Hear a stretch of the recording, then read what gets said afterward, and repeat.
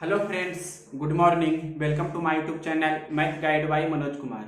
आज 27 फरवरी 2021 का RRB NTPC phase 4 चल रहा है, आपको पता होगा। तो 27 फरवरी 2021 का ऑल शिफ्ट का एनालिसिस कर रहे हैं। जो भी क्वेश्चंस है, क्वेश्चंस बहुत कम है, मात्र 20 क्वेश्चंस है दोनों शिफ्टों को मिलाकर मेरे पास। तो जो भी क्वेश्चंस है सभी क्वेश्चंस रियल क्वेश्चंस होंगे। तो देखिए क्वेश्चन नंबर फर्स्ट, सीआई दिया है 3783, टाइम दिया है 3 वर्ष, रेट दिया है 5%। तो एसआई सिंपल इंटरेस्ट पूछ रहा है। तो इसका बहुत ही सिंपल अप्रोच होता है। आपको पता होना चाहिए कि 5% की दर से 3 वर्ष का जो होता है सीआई कितना होता है। 5% की दर से 3 वर्ष का सीआई होता है 15.7625 इतना परसेंट। और 5% की दर से 3 वर्ष का एसआई क्या होगा, एसआई होता है R/T%। मतलब कहने का मतलब 5 गुना 3, या ऐसे भी लिख सकते हैं इतना परसेंट। दैट मीन्स हम बोल सकते हैं कितना है 15%। तो आपसे प्रश्न में 15% का वैल्यू पूछ रहा है। तो देखिए इतना परसेंट का वैल्यू आपके प्रश्न में इतना दिया है, हम लिख सकते हैं इस प्रकार से कि चूंकि 15.7625% का वैल्यू आपके प्रश्न में कितना दिया है 3783 रुपया। तो 1% का वैल्यू कितना होगा, 1% का वैल्यू होगा 3883 बटा 15.7625% और गुना आपको अगर जो निकालना है एसआई निकालना है, अगर जो अमाउंट निकालना रहता तो 100% का वैल्यू मूलधन निकालने का रहता तो 100% का अमाउंट निकालने का रहता तो 115% का। लेकिन यहाँ एसआई निकालना है तो एसआई का मतलब कितना 15% का वैल्यू आपसे पूछ रहा है। तो 3783 बटा 15.7625% और गुना 15%। इस प्रकार से ये आपका क्या निकाल रहा है एसआई। अगर जो यहाँ पर आपके प्रश्न में पूछता कि प्रिंसिपल क्या होता है तो प्रिंसिपल होता, प्रिंसिपल का मतलब 100% का वैल्यू निकालते। अगर जो आपके प्रश्न में अमाउंट पूछता तो अमाउंट का मतलब कितना 115% का वैल्यू निकालते। तो यहाँ 115 से गुना हो जाता, प्रिंसिपल पूछता तो 100% से गुना होता। तो यही चीज का हम शॉर्टकट, इतना तो आपको बेसिक बताए हैं, शॉर्ट वे में मात्र इतना ही करेंगे। आपको कलम भी लगाने की जरूरत नहीं है। अगर जो इसे आपका कैलकुलेशन ठीक है तो मात्र एसआई निकालने के लिए यही यूज करेंगे। प्रश्न में दिया है 3783 और ऐसे 5% की दर से 3 वर्ष का सीआई होता है 15.7625 और एसआई 5% की दर से 3 वर्ष का कितना होगा तो 5 या 15%। तो परसेंट से परसेंट पहले कैंसिल हो जाता है, मतलब इतना ही लिखेंगे। ये सबसे शॉर्ट अप्रोच है और ये आपका पूरा प्रोसेस है जो बनाते हैं। जैसे परसेंट से परसेंट कैंसिल हो जाएगा, ये इससे कैंसिल करेंगे तो टोटल 240 बार में कैंसिल हो जाता है। मतलब यहाँ भी हम ऐसे कैंसिल करके दिखा देते हैं, 240 बार में कैंसिल हो जाएगा। तो 240 गुना आपका 15 कीजिएगा वही आंसर होगा। तो 0 हो जाएगा ये पहले, 15 चौक 60, बाकी 6, 15 दूनी 30, 6 36, यानी कि 3600 रुपया आपके प्रश्न का आंसर हो जाएगा। यहाँ भी लिख देते हैं 240 गुना 15 तो कितना हो जाएगा 3600 रुपया। लेकिन आपको बनाना है ऐसे ही करके, मतलब इसका यूज करना है। ये तो हमने समझाने के लिए ऐसे बताया है। क्वेश्चन नंबर देखिए सेकेंड, क्वेश्चन नंबर देखिए सेकेंड, ये भी आपका एसआईसीआई का क्वेश्चन है। साधारण ब्याज चक्रवृद्धि ब्याज का अंदर दिया है 240 रुपया, 8% की दर से 2 वर्ष का प्रिंसिपल कितना होगा मूलधन आपको निकालना है। तो 2 वर्ष के लिए हमने आपको रूल बताया था, एक फार्मूला होता है स्पेशल सीआई और एसआई का, उसी का यूज करके बना सकते हैं, तुरंत बन जाएगा। बेसिक भी बता देंगे। तो फार्मूला होता है सीआई माइनस एसआई बराबर, मतलब अंतर बराबर मूलधन का क्या होता है R/100 का होल स्क्वायर, ये होता है। तो CISI कितना दिया है आपके प्रश्न में 240 दिया है और मूलधन का मतलब गुना, और यहाँ पर से रेट कितना दिया है 8। तो यहाँ पर लिख सकते हैं 8 गुना 8 और बटा 100 गुना 100 इस प्रकार से। अब इसे हल करना है तो सिंपल है, 1 8 से हम यहाँ पर लिख सकते हैं इस प्रकार से 1000 गुना 10 समझने के लिए लिख दिया इसे। तो यहाँ पर देखिए ये 125 बार में कैंसिल हो जाता है, 125 1000 और भी यहाँ पर हम कैंसिल कर सकते हैं 8 से इसे, तो 8 या 24, 30 बार में ये कैंसिल हो गया। अब 125 गुना ये 10 और गुना 30, मतलब तिरछे गुना कर देंगे तो 30 गुना 125 गुना कितना हो जाएगा 10। तो गुना कर लीजिए 125 या 375 होता है और 1 2 0 ये, मतलब इतना रुपया आपका ये प्रिंसिपल हो जाएगा। इसका दूसरा अप्रोच बता रहे हैं, मतलब बेसिक जो होता है बेसिक भी समझ लीजिए। आपको दो, मतलब यहाँ पर से 8% की दर से 2 वर्ष का जो सीआई होता है क्या होता है 8 8 64 और 8 दूनी 16, मतलब 16 दशमलव कितना 64%। और 8% की दर से 2 वर्ष का एसआई कितना होता है, तो एसआई होता है R गुना टी, मतलब 8 दूनी 16%। तो ये दोनों का डिफरेंस कितना होगा, सी आई और एस आई का डिफरेंस कितना हो रहा है, ये दोनों को घटाइए तो 0.64% इतना हो रहा है। प्रश्न में आपका डिफरेंस कितना दिया है, 240, दैट मीन्स 0.64% का वैल्यू आपके प्रश्न में दिया है 240 रुपया।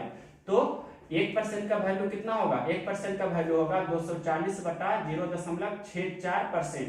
आपके प्रश्न में पूछ रहा है प्रिंसिपल, प्रिंसिपल का मतलब होता है 100%, यानी कि 100% का मान निकालना है। तो 100% का वैल्यू कितना होगा, 100% का वैल्यू होगा 240 बटा 0.64% और गुना 100%। यही आपका हो गया इसका बेसिक अप्रोच। और इसे हल करके हम बता देते हैं, यहाँ हल कर रहे हैं, देखिए 240 बटा कितना लिखेंगे 0.64 और गुना कितना लिखेंगे 100। बस इतना ही करना है आपको शॉर्ट वे में बनाने के लिए। शॉर्टकट अप्रोच आपका ये है, और ये जो बताएं आपका एक तरह से फॉर्मूला आपको दिख रहा होगा कि ये फॉर्मूले मेथड है और ये आपका बेसिक है और ये सबसे शॉर्टकट अप्रोच है, मेथड थर्ड इसे बता रहे हैं। इसे तो आप यहाँ हल कर लीजिएगा, जो आएगा वही आंसर होगा। यहाँ भी हल करके बता देते हैं, दशमलव हटाएंगे तो ऊपर 2 जीरो हो जाएगा।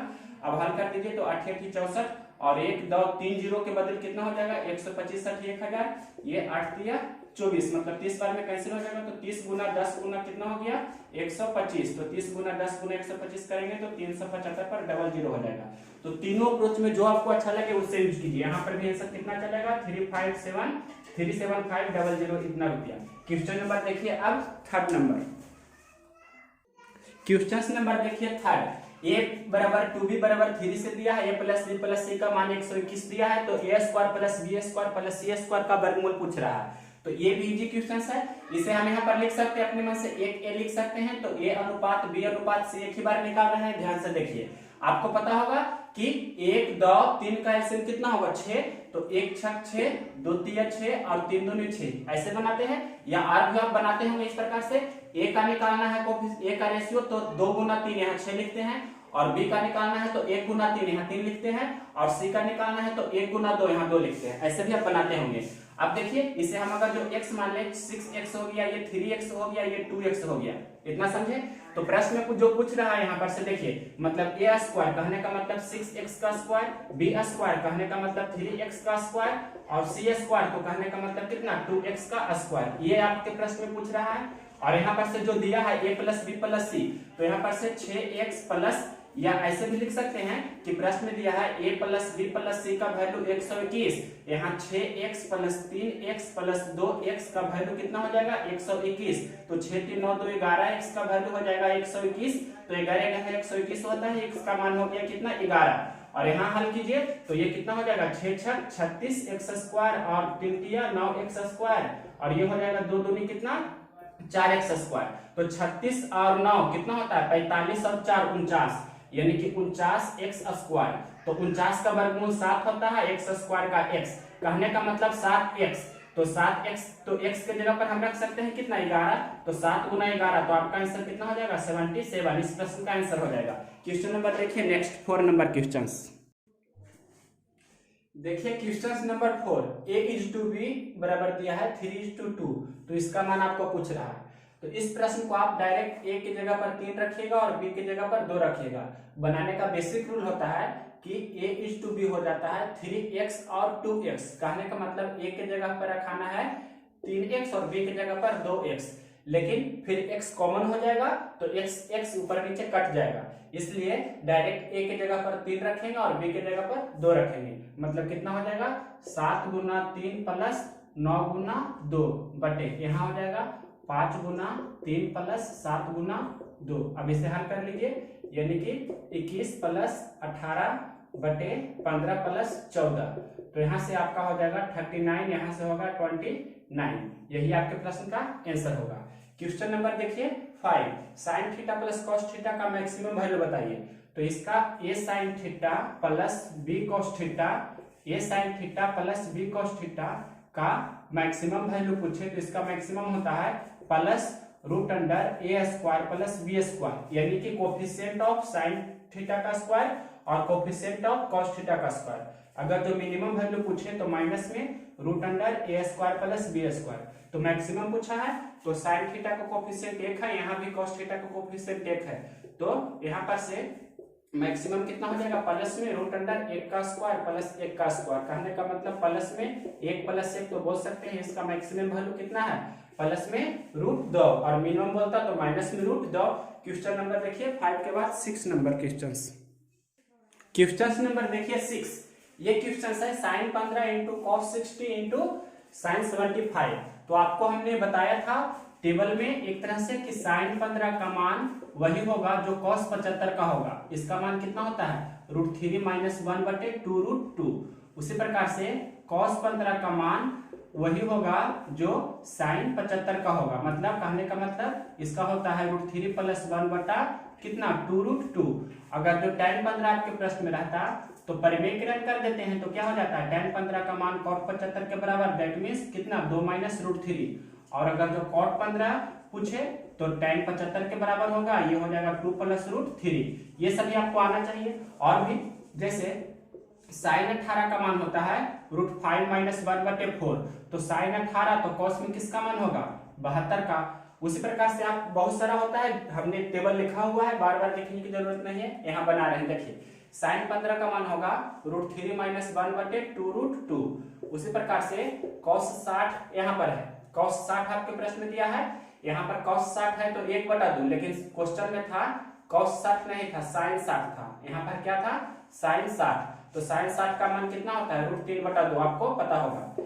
sin 75 cos 60 रहता तो 1/2 लिखते, लेकिन sin 60 है क्वेश्चन में। sin 75 का मान किसके बराबर होगा, cos 15 का। मतलब √3 प्लस 1 बटा कितना होगा 2 √2।